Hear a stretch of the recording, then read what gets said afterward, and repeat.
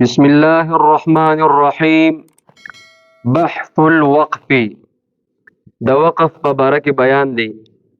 وقف کا لغوی معنی ہے ټهرنا.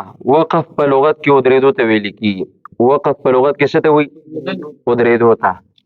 وفي الاصطلاح، او وقف د تجوید په اصطلاح کې ویل کیږي قطع الصوت مع النفس واسکان المتحرك ان كان متحركا.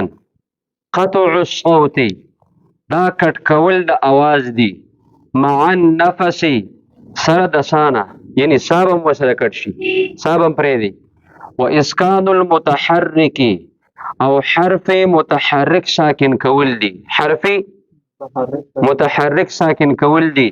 ان کان متحرکن کچره دا حرف موقوف علیه چې په کم حرف باندې وقف کول شي دا د وړاندې نه متحرک وي، دا د وړاندې نه شوي متحرک وي.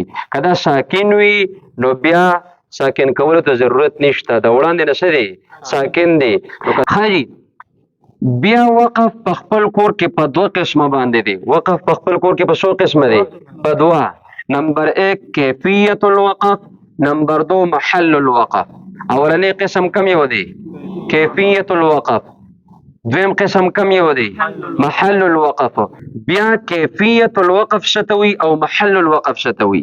د کیفیت وقف معنی دا طریقه د اودریدو، طریقه د اودریدو، او د محل الوقف معنی دا زید اودریدو، زید اودریدو، یعنی په کومه طریقه به ودرېږي؟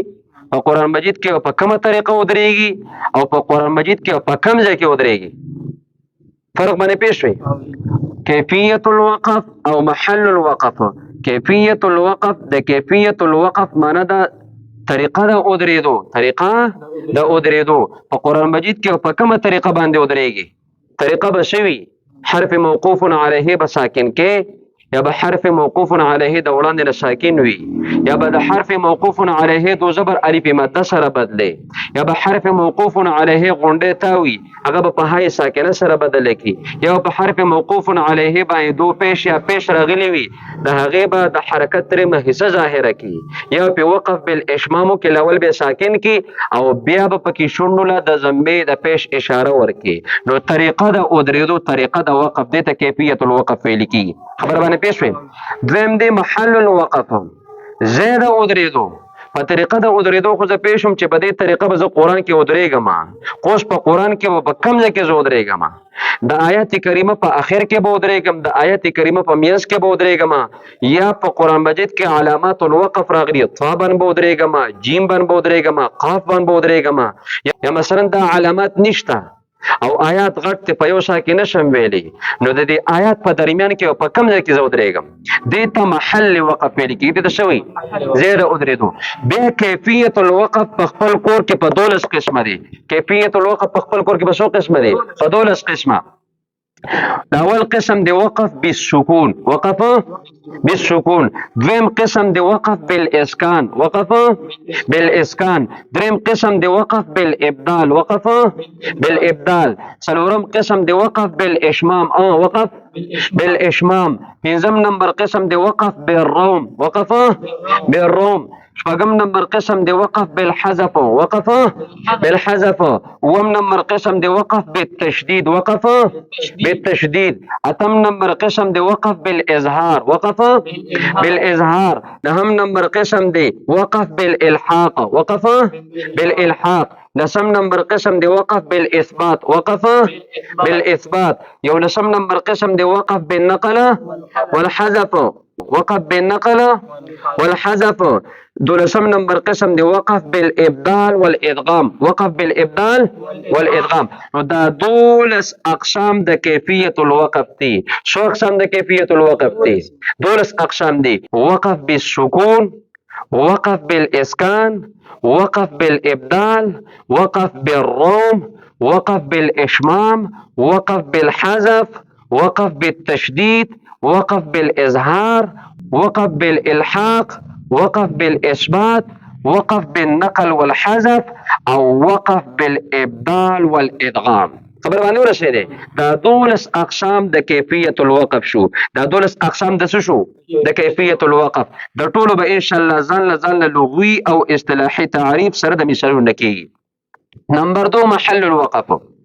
محل الوقف په خپل کور کې په ابتدایي څلور قسمه باندې دي. په څو قسمه دي؟ په څلور قسمه دي. اول نمبر قسم دی وقف اختباري. وقف اختباري. دویم نمبر قسم دی وقف انتظاري. وقف انتظاري. دریم نمبر قسم دی وقف اضطراري. وقف اضطراري. څلورم نمبر قسم دی وقف اختیاري. وقف اختیاري. نو دا په ابتدا کې محل الوقف په څلور قسمه دي. په څو قسمه دي؟ په څلور قسمه. بیا دا دریم او څلورم نمبر قسم، دا دریم او څلورم نمبر قسم د دې بیا ځان اقسام دي. د وقف اضطراري دوه اقسام دي. یو توقف قبیح ویل کیږي او دویم توقف اقبح ویل کیږي. د وقف اضطراري څو اقسام دي؟ دوه. یو وقف قبیح ته او بل وقف اقبح ته. د وقف اختیاري څلور قسمونه دي. د وقف اختیاري څو قسمونه دي؟ څلور. نمبر 1 وقف تام. نمبر 2 وقف کافی. نمبر 3 وقف حسن. بیا وقف حسن په خپل کور کې په دوه قسمه باندې دي. یو توقف حسن ویل کیږي او بل توقف صحیح ویل کیږي. یو توقف حسن ویل کیږي او بل توقف صحیح. نو تداسي وایا چې محل وقف په خپل کور کې په اته قسمه باندې شو. په څو قسمه شو؟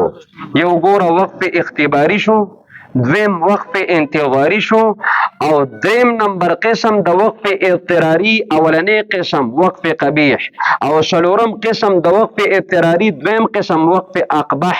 څو قسمونه شو؟ څلور شو. پنځم نمبر قسم د محل الوقف د وقف اختیاري اولنی قسم وقف تام. شپږم نمبر قسم د وقف اختیاري دویم قسم وقف کافی.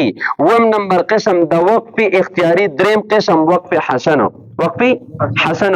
او اتم نمبر قسم د وقف اختیاري د وقف حسن دویم نمبر قسم هغه ته وقف صحیح ویل کیږي.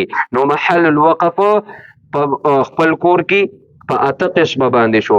او مشهور قسمونه د محل الوقف شپږ دي. مشهور قسمونه د محل الوقف څه دي؟ شپږ دي. وقف قبیح، وقف اقبح، وقف تام، وقف کافی، وقف حسن او وقف صحيح. سبحان ربك رب العزة عما يصفون وسلام على المرسلين والحمد لله رب العالمين برحمتك يا أرحم الراحمين.